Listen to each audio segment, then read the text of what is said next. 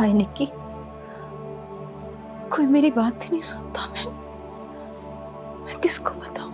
मुझे बताएं दीदी, मैं सुनूंगी। निक्की, वो वही था जैसे मैंने उस दिन खेत में देखा था। वो मुझे ऐसे घूर रहा था और उसकी आंखें। और बोलो दीदी, बोलो बोलो। निक्की, वो मुझे ऐसे घूर रहा था जैसे वो मुझे सालम निकल जाएगा। मुझे बहुत डर लग रहा था निक्की। दीदी ना डरो, अपने जीजा जी देखे इतने लंबे चौड़े, कोई भी हो टुकड़े टुकड़े करके रख देंगे। सच्ची? टेकचंद जी इतने बहादुर हैं? तो और क्या, बड़े जीदार हैं वो। और वैसे भी बापू ने उनसे बात कर रखी है, शनिचर वाले दिन वो बारात लेकर आएंगे और इतवार वाले दिन हम, फिर सब जालंधर चले जाएंगे हम। सच्ची? हम सब जालंधर जाएंगे? जी, हम सब जालंधर चले जाएंगे, छोटी भी और प्रीतो दीदी भी। तेरे मुंह में घी शक्कर? घी शक्कर तो मुझे पसंद ही नहीं। मैं तो खाऊंगी इंग्लिश टॉफी, वो भी जालंधर की। ना परेशान हो दीदी, ना परेशान हो।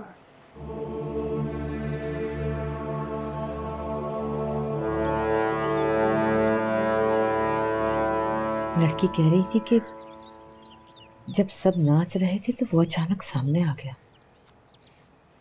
कौन? वही जो उसे खेतों में नजर आया था।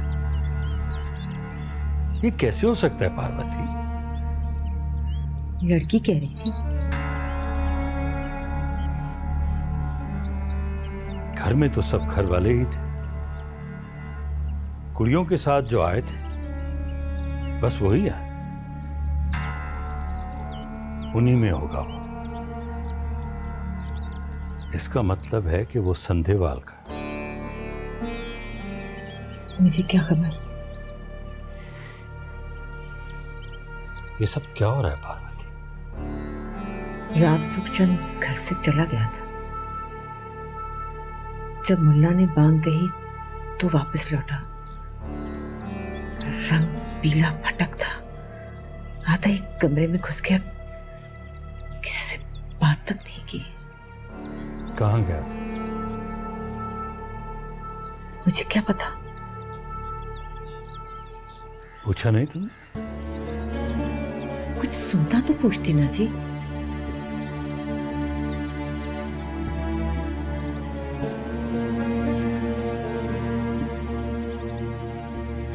बस